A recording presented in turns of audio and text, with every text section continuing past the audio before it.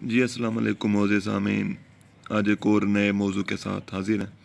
आज हम खुदाए सुखन मीर तकी मीर की मसनवी निगारी के हवाले से बात करेंगे। आपसे गुजारिश है कि हमारे चैनल को ज़रूर सब्सक्राइब करें। खुदाए सुखन मीर तकी मीर उर्दू गज़ल के सबसे मोतबर और नामवर शायर हैं और गज़ल ही उनका सबसे बड़ा हवाला है। अगरचे उन्होंने दीगर असनाफ़ सुखन पर भी तबाह आजमाई की, मगर गज़ल के बाद वो एक तवातुर से सिर्फ मसनवी ही लिखते रहे और बेहतरीन मसनवी के मुकम्मल लवाज़मात अगरचे उनके यहाँ मौजूद नहीं हैं, मगर उन्होंने मसनवी के फ़न को ख़ासी तरक्की दी और उन्होंने मसनवी के ज़रिए इजहार ज़ात का काम लिया और मसनवी को उर्दू गज़ल से करीब तर कर दिया। डॉक्टर सैयद अब्दुल्ला अपनी किताब नक़द मीर में लिखते हैं कि मीर की गज़ल होने पर भी मसनवियत का एक रंग रखती है और उसकी मसनवी होने पर भी गज़लियत के अंदाज़ की हामिल मालूम होती है। मीर की मसनवी की अहम इनफरादियत उसमें इजहार ज़ात का बयान आबिती का अंदाज़ होना है। ये मसनवियाँ खालिस शख्सी मालूम होती हैं। वो ख़याली व अफसानी बातों की बजाय दिली जज्बात का इजहार करते हैं। मीर की मसनवियों की तादाद 37 से 39 तक बयान की गई है, जिसमें इश्किया, गैर इश्किया और हिजविया मसनवियाँ शामिल हैं। वो मसनवी की रिवायत के बरखिलाफ़ किस्से से ज़्यादा अपनी ज़ाती जज्बात और एहसासात का इजहार करते हैं और अपने इश्क की नामुकम्मल कहानी बयान करते हैं। उनके यहाँ इश्क का मुकम्मल तसव्वुर मौजूद है जो गज़ल से मुस्तआर शुदा है। उनकी मशहूर मसनवी ख्वाब ख़याल उनकी नाकाम मोहब्बत की दास्तान के साथ उनकी दीवानगी की कैफियत भी बयान करती है। उन्हें चाँद में कोई नामालूम सूरत दिखाई देती थी। मीर ने इस तमाम सूरत हाल को बड़े फ़नकाराना अंदाज में बड़े पुरतासीर तरीके से बयान किया है। इसके अलावा मीर ख्वाब ख़याल में कहते हैं, जिगर जोरे गर्दों से खून हो गया, मुझे रुकते रुकते जुनून हो गया, हुआ ज़ब्त से मुझको रब्ते तमाम, लगी रहने वहशत मुझे सुबह शाम, कभू कफ पे लब मस्त रहने लगा, कभू संग दर दस्त रहने लगा, ये वहम गलत कारियाँ तक खिंचा, कार जुनू आसमां तक खिंचा। मीर नफ्सियाती व जहनी मसाइल का शिकार थे और उन्होंने बिला का मुकास्त इसके इजहार के ज़रिए अपना तज़किया नफ्स यानी कि थारसस किया। उन्होंने अपनी शख्सियत के बाद पोशीदा पहलुओं से पर्दा उठाया। इश्क की मुख्तलिफ़ कैफियत, अकबर आबाद से दिल्ली सफ़र की मुश्किलात, रिश्तेदारों की बेइतनाई और हालत दीवानगी का भी उन्होंने ज़िक्र किया। मीर कहते हैं, वतन में ने एक सुबह मैं शाम की, वतन में ना एक सुबह मैं शाम की, न पहुँची खबर मुझको आराम की, नज़र रात को चाँद पर जा पड़ी, तो गोया कि बिजली सी दिल पर पड़ी, नज़र आई एक शक्ल महताब में, कमी आई जिससे खौरो ख्वाब में, उसे देखूं जिधर करूं मैं निगाह, वही एक सूरत हज़ारों जगह, करूं बेकली जाऊं ताहर कहीं, न घर में लगे जी न बाहर कहीं।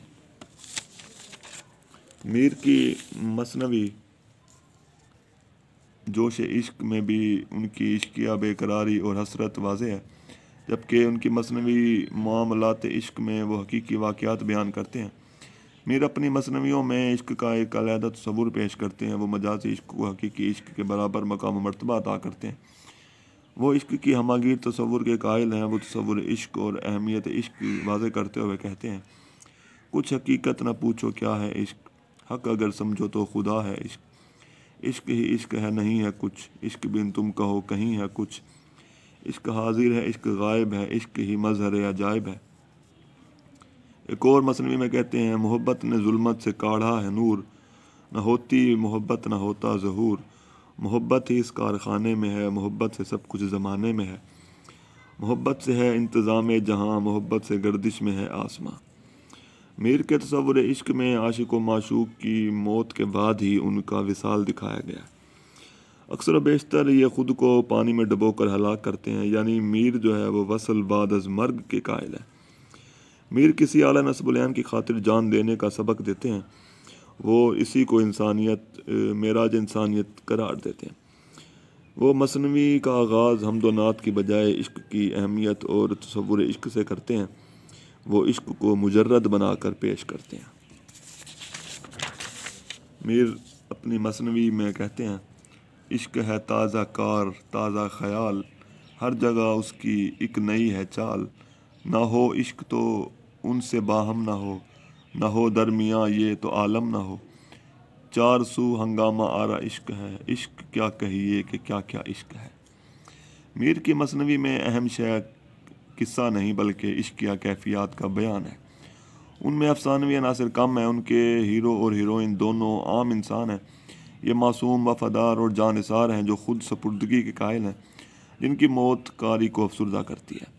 میر کی بعض مثنویاں شکار کا احوال بھی بیان کرتی ہیں، وہ نوابوں کی مدح سرائی بھی کرتے ہیں، اور یہاں ان کا انداز اور رنگ جو ہے وہ نشاتیہ ہوتا ہے۔ اس میں ترنم کا احساس بھی ہوتا ہے، وہ شکاری جنگل وغیرہ کی مکمل خارجی تصاویر پیش کرتے ہیں۔ ان کی زبان سادہ اور چست ہے، وہ محاکات نگاری سے بھی کام لیتے ہیں۔ آصف الدولہ کے شکار کا منظر بیان کرتے ہیں، چلا آصف الدولہ بہر شکار، نہاد بیاباں سے اٹھا غبار، روانہ ہوئی فوج دریا کے رنگ، لگا کانپنے ڈر سے شیر و پلنگ، طیور آشیانے سے جانے لگے، وحوش اپنی جانیں چھپانے لگے۔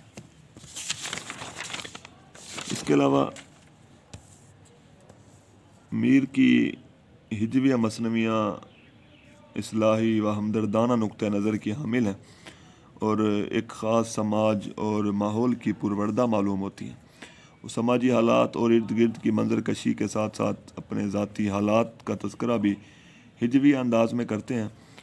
مثنوی در ہجو خانہ خود میں وہ اپنے گھر کا نقشہ اس طرح بیان کرتے ہیں کہ برسات سے ان کی گھر کی کیا حالت ہے۔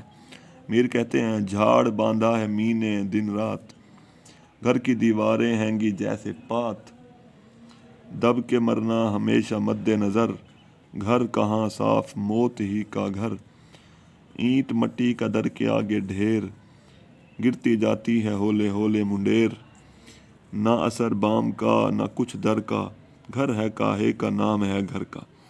میر منظر کشی بھی کرتے ہیں اور ان کی منظر نگاری جو ہے وہ بڑی کمال کی اور خوبصورت ہے۔